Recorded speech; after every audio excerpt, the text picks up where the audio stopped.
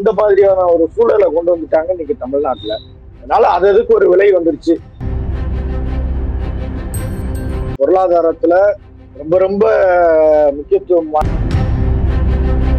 அதெல்லாம் புதுப்பிச்சு மக்களை வந்து பார்வைக்கு கொடுத்தாங்கன்னா நம்ம ஹிஸ்டரியை பத்தி தெரிஞ்சுக்கிறதுக்கு ஒரு வாய்ப்பா இருக்கும். ஆனா அவருக்கு அடிக்கடி ஏதாவது இங்க இருந்து சாமி வேணும்னா அப்படின்னாதான் அவங்க காவல்துறைக்கு வந்து காவல்துறையோட உதவியை அணுகுறாங்க. அதே மாதிரி இன்னொரு பக்கம் வந்து இந்து தெய்வங்களை வந்து கொச்சைப்படுத்தின ஆள் வந்து ஒன் வாய்ஸ் வீடியோஸை லைக் பண்ணுங்க, ஷேர் பண்ணுங்க, சப்ஸ்கிரைப் பண்ணுங்க and மறந்துடாம பெல் பட்டனை பிரஸ் பண்ணுங்க. அன்பு ஒன் வாய்ஸ் தமிழ் நேயர்களுக்கு வணக்கம். நம்முடன் இன்று இணைந்திருப்பவர் பாஜகவிலிருந்து தூத்துக்குடி வடக்கு மாவட்ட இளைஞரணி தலைவர் திரு தினேஷ் ரோடி அவர்கள். அவரிடம் கேட்பதற்கு நிறைய இருப்பதால் வாங்க அவர்கிட்ட கேட்கலாம். வணக்கம் சார். வணக்கம். வணக்கம் சுபா, நல்லா இருக்கீங்களா? நல்லா இருக்கேன் சார்.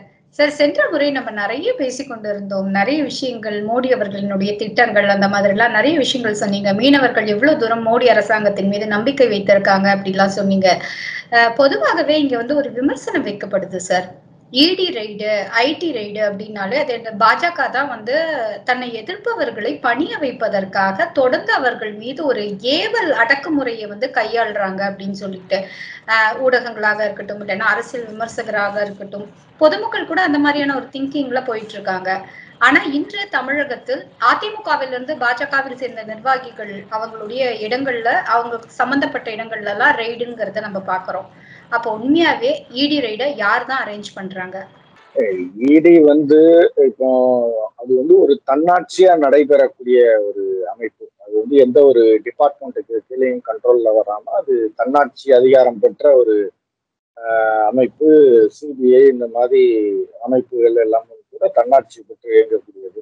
அது இடி வந்து அவங்க வந்து ஏதாவது மணி லாண்டரிங் அதுக்கான ஏதாவது வாய்ப்புகள் இருக்குது, அதுக்கான நடவடிக்கைகள் நடந்திருக்குது அப்படின்னா தான் வந்து அவங்க உள்ள வரப்போறாங்க முதல்ல.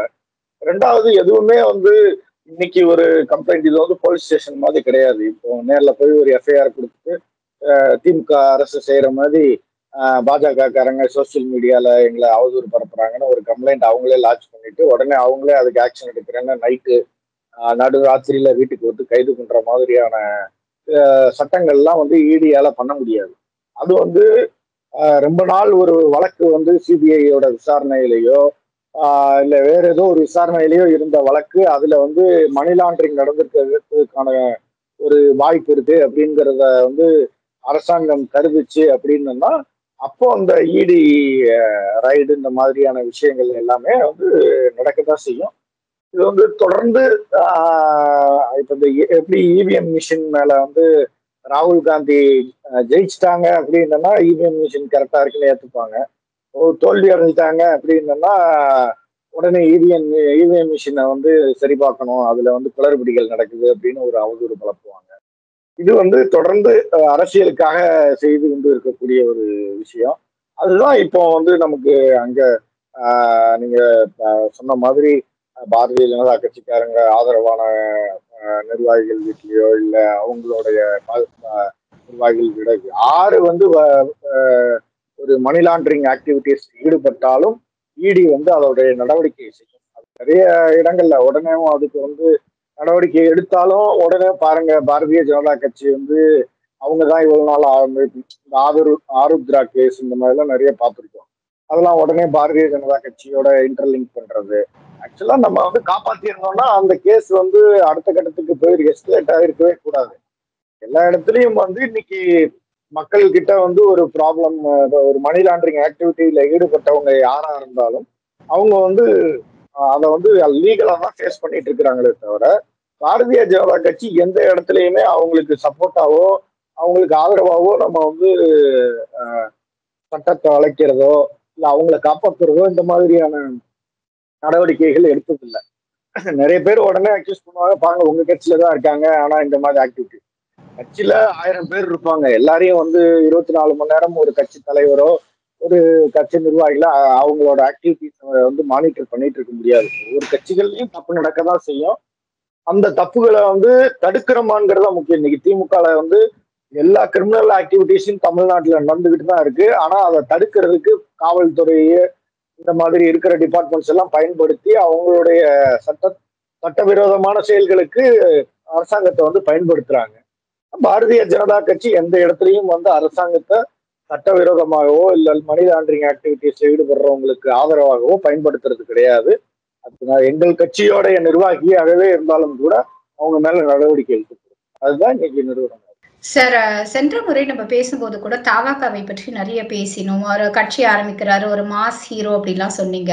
திடீர்னு அவருடைய கட்சியினுடைய தொண்டர்களின் எண்ணிக்கை கிட்டத்தட்ட 1 கோடியை நெருங்கியிருப்பதாக தகவல்கள் தெரிவிக்கின்றன. ஓவர் நைட்ல மிகப்பெரிய கட்சின்னு சொல்லப்படுற அதிமுகவை முந்திடுவாரா விஜய்? மக்களுடைய தீர்ப்பு வந்து நமக்கு ஓட்டிங் அன்னைக்கு தான் தெரியும். அது வரைக்கும் வந்து நீங்களும் வந்து ஒண்ணு சொல்லிக்கலாம், நானும் ஒண்ணு சொல்லிக்கலாம். இத்தனை கோடி தொண்டர்கள் கொண்ட கட்சின்னு அதிமுகவும் சொல்லிக்கலாம். யதார்த்தமான விஷயம் வந்து அரசியல்னு வந்துருச்சுன்னா தேர்தல் தான் வந்து வெற்றி தோல்வியை நிர்ணயிக்கக்கூடிய ஒரு தேர்வு மாதிரி. அப்படிங்கும் போது அதுல என்ன பர்சன்டேஜ் வாக்கு வங்கி வாங்குறோம், அதுல எத்தனை மக்கள் நமக்கு ஆதரவா ஓட்டளிச்சிருக்கிறாங்க அப்படிங்கிறதான் நம்ம பார்க்கணும். கிட்டத்தட்ட 80 லட்சம் மக்கள் வந்து பாரதிய ஜனதா கட்சியோட கூட்டணியை நம்பி வாக்களிச்சு கடந்த நாடாளுமன்ற தேர்தல்ல. அது மாதிரி விஜய் அவர்களுக்கு வந்து இத்தனை பர்சன்டேஜ் மக்கள் வந்து வாக்களிச்சிருக்கிறாங்க அப்படின்னு வாக்குல வந்து காமிச்சாருன்னா அதை வச்சு அவருடைய பவர் என்ன, ஸ்ட்ரென்த் என்ன, அரசியல் அவரோட ஸ்ட்ரென்த் என்னங்கிறத நம்ம காட்டலாம். இது வந்து ஜஸ்ட் சோசியல் மீடியா ஒரு என்ட்ரி போடணும் அப்படிங்கும் போது 1000 பேர் நான் ஒருத்தனே உட்காந்துட்டு 100 பேர் நான் சேர்த்த மாதிரி நான் கணக்கு காட்ட முடியும் அந்த சிஸ்டம் என்ட்ரியில. இல்ல அவங்களே வந்து ஒரு பெருமைக்கு என்னோட சிஸ்டம் என்னோட புரோட்டோகால்ங்கும் போது நான் வெளியில சொல்றது தானே நம்பர். எங்களோட கட்சியில வந்து 2 கோடி பேர் சேர்ந்துட்டாங்க, 5 கோடி பேர் சேர்ந்துட்டாங்க, நான் எவ்வளவு வேணா நம்பர் சொல்லிக்கலாம். மக்கள் வந்து ஒரு டெமோக்ரஸியில எப்படி வாக்களிக்கிறாங்க, அவங்களுக்கு என்ன ஆதரவு கொடுக்குறாங்க அப்படிங்கிறத பொறுத்துதான் இருக்கு. நிச்சயமா விஜய் வந்து ஒரு மாஸ் ஆக்டர், ஒரு மக்களை இவ்வளவு நாள் ஈர்க்கக்கூடிய ஒரு ஆக்டரா இருந்ததுனாலதான் ஹை பெய்டு ஆக்டரா இன்னைக்கு வரைக்கும் தமிழ்நாட்டுல விஜய் வந்து அது ஒரு மாஸ் லீடரா இருந்திருக்கிறாரு. அப்படிங்கும் போதுதான் வந்து மக்கள் கிட்ட ரீச் ஆயிருக்கிறாரு. தன்னுடைய நடிப்பு திறமை மூலமா மக்கள் கிட்ட வந்து ஒரு இதயத்துக்கு நெருக்கமான இடத்த வந்து பிடிச்சிருக்கிறாரு. அதனாலதான் தமிழ் இண்டஸ்ட்ரியில இன்னைக்கு ஒரு முக்கியமான இடத்துல இன்னைக்கு அவர் இருக்கிறாரு. அப்படிங்கும் போது அவருக்கு மக்கள் செல்வாக்கு இருக்கும், மக்கள் வந்து யாருமே ஓட்டு போட மாட்டாங்க அப்படிங்கிறத வந்து நம்ம சொல்லல. மக்கள் செல்வாக்கு அவருக்கும் நிச்சயமான அளவுல அவருக்கு ஒரு குறிப்பிட்ட மக்கள் செல்வாக்கு இருக்கதான் செய்யும். அது வெற்றி தோல்விக்கு பயன்படுதா, வெற்றிக்கு அந்த மக்கள் செல்வாக்கு போதுமா, இல்ல யாரோட அவர் அலைநாடுறாரு, அவரே கூட்டணி வச்சுதான் வந்து கண்டஸ்ட் பண்ண போறங்கிற மாதிரி சொல்லியிருக்கிறாரு. அவரை தலைமையா ஏற்றுக்கிட்டு கூட்டணிக்கு வர்றதுக்கு இன்னைக்கு தமிழக அரசியல்ல யார் தயாரா இருக்கிறா, இல்ல அவரை தலைமையா ஏற்றுக்கிட்டு ஒரு 1-2 கட்சிகள் வந்தாலும் அது வந்து இந்த தேர்தலில் வெற்றி பெற முடியுமா, அந்த கூட்டணி வந்து இந்த தேர்தலில் வெற்றி பெற முடியுமா, இல்ல பெரிய கட்சிகள் வந்து இவரோட தலைமையை ஏற்றுக்கிட்டு வருவாங்களா, இல்ல இவர் வந்து இவரோட ஸ்ட்ராட்டஜியை மாத்திக்கிட்டு பெரிய கட்சிகளோட அவங்களோட தலைமையில கூட்டணி போறதுக்கு வந்து சம்மதிப்பாரு. இது எல்லாம் பல கொஸ்டின்ஸ் வந்து இன்னைக்கு இன்னும் இருக்கு. அதுக்குள்ள விடை இன்னும் நமக்கு தெரியாது. அவர் ஒரு மாஸ் ஆக்டர், ஒரு நல்ல லீடர் அப்படிங்கிறதுல எந்த ஒரு மாற்று கருத்தும் இல்லை. அது வரக்கூடிய தேர்தல் தான் அவருடைய வாக்கு வங்கி என்ன, அவருடைய பலம் என்ன. தமிழக பாஜக தலைவர் அண்ணாமலை லண்டன் சென்று திரும்புற நேரத்தை எதிர்பார்த்து காத்திருக்கீங்க பாஜகவினர். ஆனா அண்ணாமலை வந்த பிறகு எந்த மாதிரியான ஒரு மாற்றங்கள் நிகழும் கட்சியில? அதை தாண்டி இப்போ வந்து அரசியல் களம் வந்து ரொம்ப வேகமா சூடு பிடிக்க ஆரம்பிச்சிருக்கு. உதயநிதி வந்து இஷ்யூஸை சால்வ் பண்றாரோ இல்லையோ, எல்லா ப்ராப்ளம் எல்லா இடத்துலயும் அவர் வந்து அவருடைய பிரசன்ஸை வந்து பதிவு செய்யறாரு. அண்ணாமலை அவர்கள் எந்த மாதிரியான ஒரு அரசியலை முன்னெடுக்க போறாரு? அதாவது ஏற்கனவே வந்து கடந்த 3 ஆண்டுகளாக தமிழ்நாட்டுல வந்து பாரதிய ஜனதா கட்சி எப்போ டெய்லியுமே தலைப்பு செய்தியா இருக்கக்கூடிய ஒரு சுச்சுவேஷனை தான் நம்ம பார்த்தோம். அதனால வந்து திருப்பி கட்சியை வந்து அதே அளவுல வைப்ரண்டா ஒரு ஆக்டிவா வந்து தமிழ்நாட்டுல வச்சிருப்பாரு அப்படிங்கிறதுல மாற்று கருத்து இல்லை. அதையும் தாண்டி லண்டன் போயிட்டு வந்திருக்கிறாங்க. 2வது இது வந்து அவருடைய 2வது டேர்ம் ஒரு டேர்ம் ஃபுல்லா இருந்து ஒரு கட்சியுடைய தலைவரா இருந்து அவங்களுக்கு எக்ஸ்பீரியன்ஸ் நிறைய இருந்திருக்கும். நிறைய நிர்வாகிகளோட ஒர்க் பண்ணியிருக்கிறாங்க. அவங்களோட அவங்கள பத்தின ஒரு அசஸ்மெண்ட் கிடைச்சிருக்கலாம். எந்தெந்த நிர்வாகிகள் வந்து ஆக்டிவா ஒர்க் பண்றாங்க, இல்ல யார் எப்படி ஒர்க் பண்றாங்கங்கிற ஒரு அசஸ்மெண்ட் கிடைச்சிருக்கு. அதெல்லாம் வந்து அவருடைய அடுத்த டேர்ம்ல அவருக்கு ஒரு வியூகம் வகுக்கிறதுக்கு வாய்ப்பு அமையும் நினைக்கிறேன். பாரதிய ஜனதா கட்சி தன்னுடைய அமைப்பு தேர்தல் பணியை வந்து இப்ப நடத்திட்டு இருக்கிறோம். கிளை தேர்தல் இப்போதைக்கு கிளை தேர்தல் பல இடங்கள்ல நடந்துட்டு இருக்குது. அடுத்து மண்டல் தேர்தல், அடுத்து மாவட்ட தலைவருக்கான தேர்தல், இந்த மாதிரி தொடர்ந்து தேர்தல் அமைப்பு பணிகள் போயிட்டு இருக்குது. இதுல வந்து ஒரு நல்ல ஆக்டிவான நிர்வாகிகளை சூஸ் பண்ணி இன்னும் அடுத்து வரக்கூடிய 3 ஆண்டுகளுக்கு வேகமாக கட்சியை செயல்படுத்துறதுக்கு ஒரு உறுதியான நடவடிக்கை எடுப்பாங்க அப்படிங்கிறது எல்லாருடைய எதிர்பார்ப்பு. அதே மாதிரிதான் நானும் அதே எதிர்பார்ப்புல தான். நாதாக ஒருங்கிணைப்பாளர் சீமான் அவர் மட்டும் இருந்தாரு. திடீர்னு ஒரு நாள் ரஜினியை பார்த்த உடனேயே இங்க ஊடகங்கள் வந்து காவி போட்ட சீமான்னு சொல்லிட்டு தலைப்பு செய்தியாக கவர் ஸ்டோரி போடுற அளவு வந்துருச்சு. நீங்களும் சென்ற முறை பேசும்போது பி டீமா யார் உண்மையான அதெல்லாம் நம்ம பேசியிருந்தோம். சீமான் அவர்கள் நேற்று குறிப்பிடும் போது காவி எனக்கு செட் ஆகாதுப்பா அப்படின்னு சொல்றாரு. இதை பற்றி உங்களது பார்வை?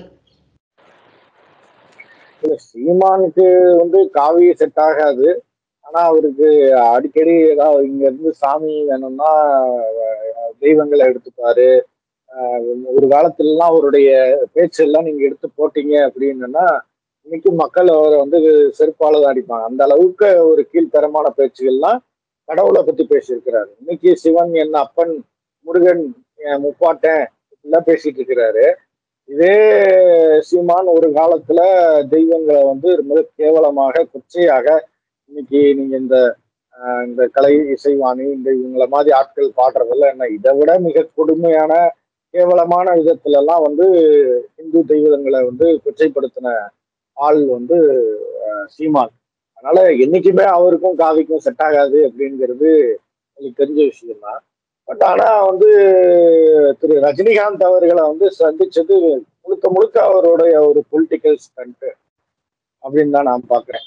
அதாவது எல்லாரையும் வந்து அந்த கடைசி காலங்கள்ல போய் பார்த்துட்டு நானா ஒரு எப்படி எல்லாம் இருந்தோம் பாத்தீங்களா தெரியுமா அப்படின்னு வருங்கால சந்ததியருக்கு ஒரு பெரிய ஸ்டோரி கவர் ஸ்டோரியே எழுதி கொடுத்துருவாரு. நாங்கெல்லாம் ஆமக்கறி சாப்பிட்டோம், ஓட்டை திருப்பி போட்டு மிதந்து வந்தோம் அப்படின்னு, இட்லி கறி சாப்பிட்டோம் அப்படிங்கிற மாதிரியான கதைகள் எல்லாத்தையும் வந்து சொல்லக்கூடிய ஆள் வந்து சீமான். அது நம்ம ஏற்கனவே தொடர்ந்து அவருடைய நடவடிக்கைகள்ல பார்த்துருக்கோம். அதே மாதிரி ஒரு விஷயத்துக்காக ஒரு பப்ளிசிட்டி ஸ்டண்ட்டுக்காக போய் இன்னைக்கு திரு ரஜினிகாந்த் அவர்களை போய் சந்திச்சுட்டு வந்திருக்காரு.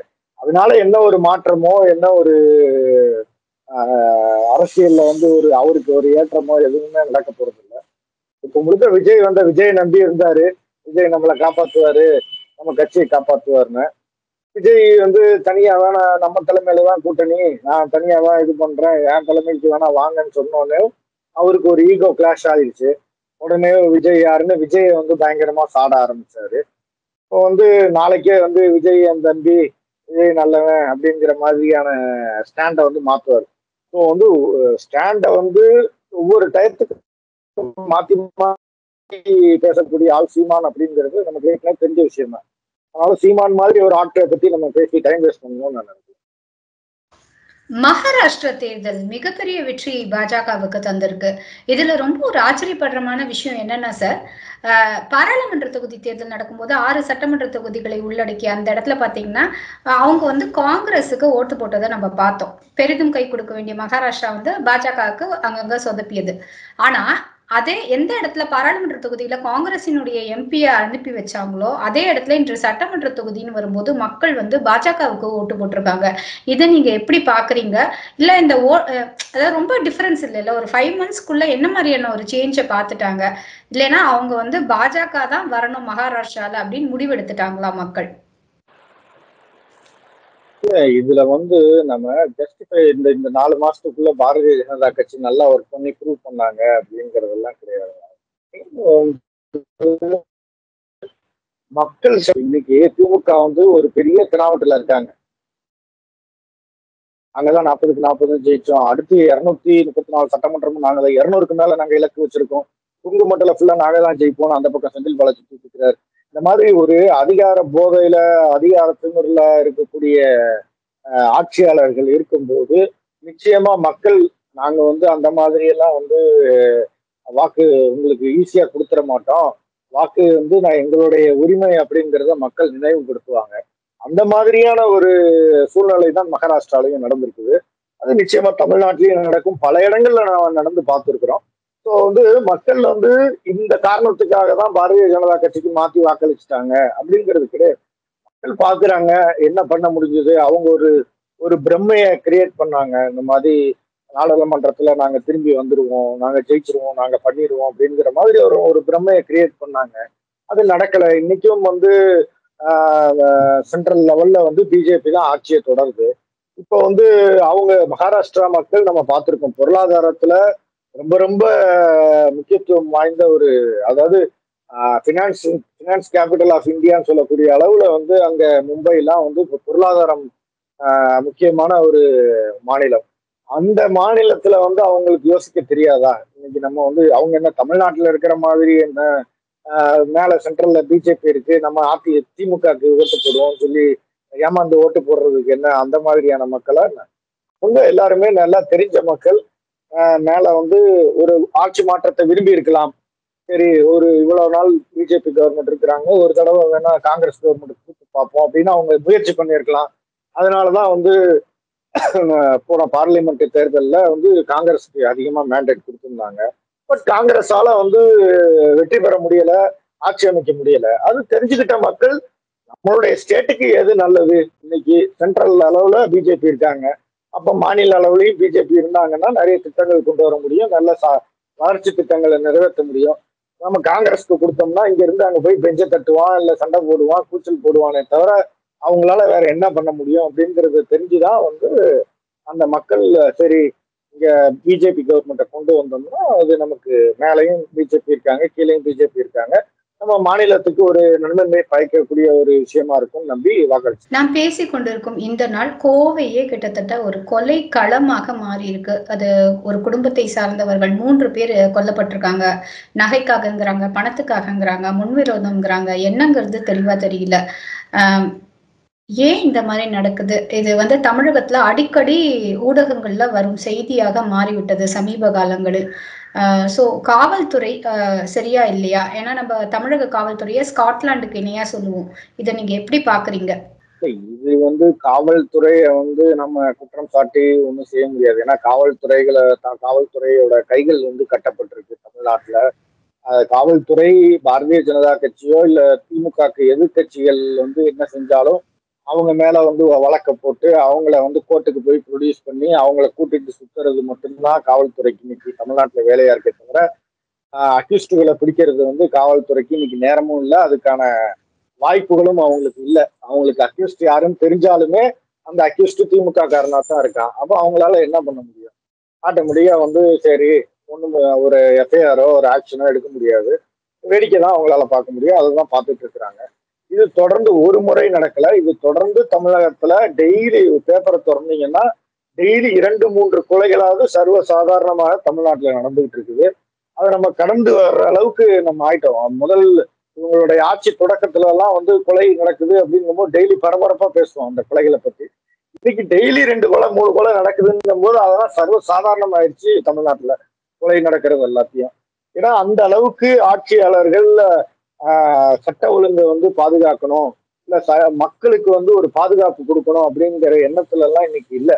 அவங்களுடைய கட்சிக்காரர்கள் அவங்களுடைய குடும்பத்துக்கு பாதுகாப்பு இருந்தா போதும், மக்கள் எக்கெடுங்கட்டு போனா நமக்கு என்ன அப்படிங்கிற ஒரு சூழல்ல இவ்வளவு நாள் இருந்ததோடைய விளைவுதான் இந்த குற்றங்கள் அதிகமாயிட்டே போகுது. ஒரு ஒரு ஸ்ட்ராங்கான ஆக்ஷன் அதுக்கு இல்லை அப்படிங்கும் போது மக்கள் எப்படி பயப்படுவாங்க?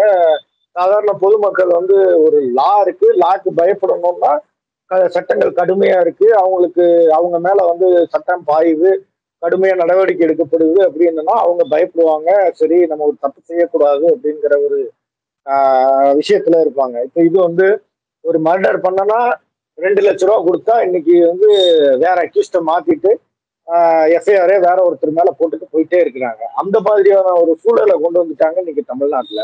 அதனால அது அதுக்கு ஒரு விலை வந்துருச்சு.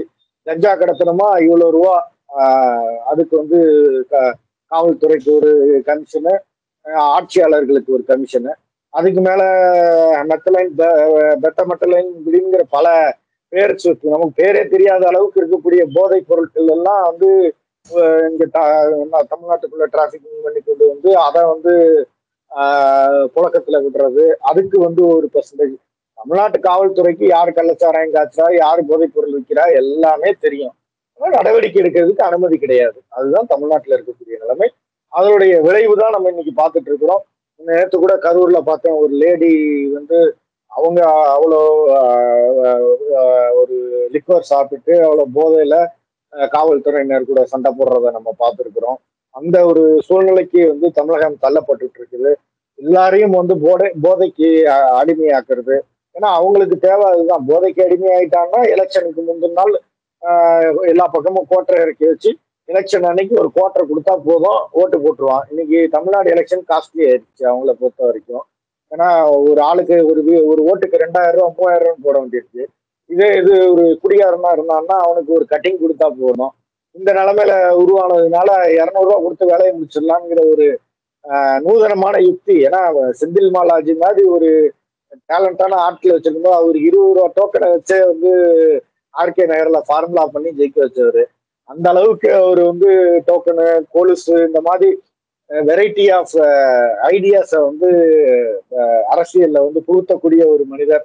அப்படி ஒரு மனிதர் இருக்கும்போது திமுகவுக்கு இப்படிப்பட்ட அறிவுரைகள் தான் அவர் கொடுத்திருப்பாரு. நீங்க அதை கண்டுக்காதீங்க, இருக்கிறவங்க எல்லாம் குடிச்சிட்டு குடியாரனாகட்டும், அப்பதான் நமக்கு நல்லது. 4 ஆட்டுக்குட்டியை அறுத்து கெடா விருந்து வச்சு பட்டியல அடைச்சு சாப்பாடு போட்டு ஒரு குவார்டர் பாட்டில் கொடுத்தா அவன் மாட்டுக்கு போய் நமக்கு ஓட்டு போட்டு வந்துடுவான். காஸ்ட் ஆஃப் ஓட்டை பார்த்தீங்கன்னா கம்மி. இன்னைக்கு எதுக்கு வந்து தமிழக முதலமைச்சர் வந்து செந்தில் பாலாஜிக்காக இவ்வளவு மனம் உருகிறாரு, செந்தில் பாலாஜிக்காக இவ்வளவு அவங்கள்ட்ட இல்லாத பணமா, அவங்கள்ட்ட இல்லாத ஆட்களா எல்லாம் இருக்கிறாங்க. பட் காஸ்ட் யாரு வந்து, அதாவது எப்படி சரவணா ஸ்டோர் வந்து ஒரு பொருளை வந்து கம்மியான விலைக்கு வந்து நம்ம மக்களுக்கு கொண்டு வந்து கொடுக்குறாங்களோ, அந்த மாதிரி திரு செந்தில் பாலாஜி அவர்கள் வந்து மிக கம்மியான அளவுல ஒரு ஓட்டை வந்து திமுகவுக்கு கொண்டு வந்து சேர்க்கிறார். அதனாலதான் அவர் ஒரு கடவுள் மாதிரி அந்த கட்சியில நம்ம சம்பாதிச்சதெல்லாம் செலவே பண்ணாம நம்மளை ஜெயிக்க வைக்கிறான்டா, இவன் தான் நமக்கு கடவுள்ங்கிற மாதிரி அவரை கொண்டாடுறாங்க இன்னைக்கு திமுகவில். நிறைய பார்த்து கொண்டிருக்கிறோம். சுகாதாரத்துறைகளிலும் தொடர்ந்து வந்து ஒரு அவலமான நிலை இருக்கு. ஒரு பக்கம் மருந்து கரெக்டா கிடைக்கிறது இல்ல. இவ்வளோ வெள்ளத்துக்கு நடுவுலயும் நேற்று பாத்தீங்கன்னா மயிலாடுதுறையில தரங்கம்பாடிங்கிற இடத்துல ஒரு மருத்துவமனை, அரசு மருத்துவமனை வந்து சுத்தி வெள்ளம் சூழ்ந்திருக்கு. உள்ள இருக்கிற நோயாளிகள் வந்து சஃபர் ஆறாங்க. எந்த இடத்துல இன்னும் கூட கொஞ்சம் கவனமாக இருக்கலாம் எந்தெந்த துறைகளில்? இது வந்து கிட்டத்தட்ட 4 ஆண்டு முடிய போகுது, இன்னும் 1 வருஷம் தான் இருக்கு. இப்போ கூட முழிச்சுக்கலன்னா எப்ப முடிப்பாங்க அப்படின்னா எந்த துறையை சொல்லுவீங்க சார்? மெயினா வந்து பல துறை, அதுல வந்து முக்கியமா நான் 2 துறை தான். காவல்துறை வந்து, இன்னொன்னு வந்து மருத்துவம், ஹெல்த் டிபார்ட்மெண்ட். ஏன்னா இந்த 2 துறை தான் வந்து மக்களை நேரடியாக அவங்களுக்கு ஒரு பிரச்சனைன்னு சொல்லிதான், அவனுக்கு வந்து ஒரு சமூகத்துல ஒரு பிரச்சனை அப்படின்னா தான் அவங்க காவல்துறைக்கு வந்து காவல்துறையோட உதவியை அணுகுறாங்க. அதே மாதிரி இன்னொரு பக்கம் பாத்தீங்கன்னா அவங்களுடைய உடல்நிலையில ஏதாவது பிரச்சனை அப்படின்னா தான் உடனே வந்து ஆஸ்பத்திரிக்கு வர்றது, ஹாஸ்பிட்டல்ஸ்க்கு வர்றாங்க. இந்த 2 இடங்கள்லயுமே நம்ம அலட்சிய போக்கு தான் பெருமளவுல இருக்கு. இன்னைக்கு வந்து ஒரு எஃப்ஐஆர் வந்து நீங்க வந்து என்னை அடிச்சுட்டான், பக்கத்துல உள்ளவன் என்னை அடிச்சுட்டான் அப்படின்னு சொல்லி ஒரு எஃப்ஐஆர் கொடுக்கறதுக்கு வந்தா, இன்னைக்கு லிட்டரலி காவல்துறை வந்து என்ன பண்றாங்க அப்படின்னா, கூட்டு வந்து அப்படியா அடிச்சுட்டாங்களா, அந்த ஃபேக்ட் என்ன நடந்துச்சு, எப்படி எதனால தாக்குனாங்க, என்ன விரோதம், இந்த இது விசாரணையே கிடையாது. அடிச்சிட்டாங்களா, ஓகே ரைட்டு உட்காருங்க. அவன் வந்து சார் ஒரு அமௌண்ட் கொடுக்குறேன் சார், முடிச்சு கொடுங்க சார் அப்படின்னா, சரி ஓகே ஒரு அமௌண்ட்டை வாங்கிட்டு நீங்க வந்து கேஸை வாபஸ் வாங்கிட்டு போனீங்க. அதாவது பெட்டிஷன் கொடுக்க வந்தவங்கள த்ரெட்டன் பண்றது. நீங்க வந்து காம்ப்ரமைஸ் ஆகிட்டு போனீங்கன்னா கேஸாவது வராது, ரொம்ப ப்ரெஷர் பண்ணீங்கன்னா 2 சைடும் நான் கேஸ் போடுவேன் பார்த்துக்கோங்க. ஏன்னா அது காம்ப்ரமைஸ் ஸ்குவாஷ் ஆயிரும். அடுத்து கோர்ட்டுக்கு போனாலும் கூட ரொம்ப நாள் 2 பேரும் எதுக்கு வேஸ்டா அலையணுங்கிறதுனால ஒரு காலத்துல காம்ப்ரமைஸ் ஸ்குவாஷ் ஆயிரும் அப்படிங்கிறதுனால 2 பக்கம் 2 பேர் மேலேயும் நீ இவனை அடிச்சா இவன் உன்னே அடிச்சான் அப்படின்னு சொல்லி ஒரு கேஸை போட்டு முடிக்கிறது 2 பேர் மேலேயும். அப்ப என்ன ஆகும்னா பாதிக்கப்பட்டவங்க வந்து அதுல வந்து ஒரு நீதி கிடைக்காம அங்க நீதி ஒரு காவல்துறை நமக்கு நீதி கொடுக்கும், நமக்கு வந்து ஒரு சப்போர்ட் கொடுப்பாங்க, நம்மளை காப்பாத்துவாங்க நம்பி வந்த இடத்துல அவங்க இந்த மாதிரியான ஒரு சூழல் நடக்கும்போது அது ஆட்டோமேட்டிக்கா வந்து அவங்களுக்கான நீதி வந்து மறுக்கப்படுது.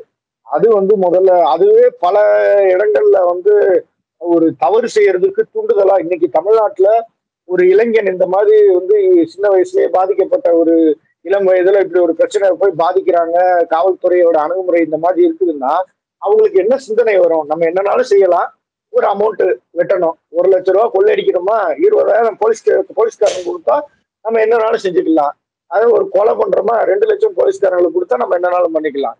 இந்த ஒரு சூழ்நிலை வரும்போது நம்ம சமூகத்திலேயே வந்து அந்த மென்டாலிட்டி வந்து வேற மாதிரியான ஒரு திசையை நோக்கி போகுது.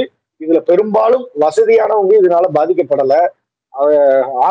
ஹாஸ்பிட்டல்ஸும் வசதியானவங்க ஒரு நல்ல ஹாஸ்பிட்டல். இது சாதாரண அடித்தட்டு மக்கள், பாமர மக்கள் தான் வந்து ஒரு middle class, lower middle class, அதுக்கு கீழே உள்ள மக்கள் தான் வந்து இதனால பெருமளவுல பாதிக்கப்பட்டு இருக்கிறாங்க. அதே மாதிரி நீங்க ஹாஸ்பிட்டல்ஸ் போனீங்க அப்படின்னாலும் பல இடங்கள்ல வந்து எக்ஸ்ரேக்கு ஜெராக்ஸ் எடுத்து கொடுத்துட்டு இருக்கிறாங்கிற சூழல் நம்ம பாக்குறோம். ஒரு எக்ஸ்ரே பிலிம் கூட எடுத்து கொடுக்க முடியாத ஒரு சூழல் வந்து தமிழ்நாட்டுல இன்னைக்கு இருக்குது. பல ஹாஸ்பிட்டல்ஸ்ல அதை வந்து வெறும் ஒரு எக்ஸ்ரே ஜெராக்ஸ்ல எடுத்து பேஷண்ட்ஸ் கையில வந்து கொடுத்து அனுப்பிச்சிட்டு இருக்கிறாங்க.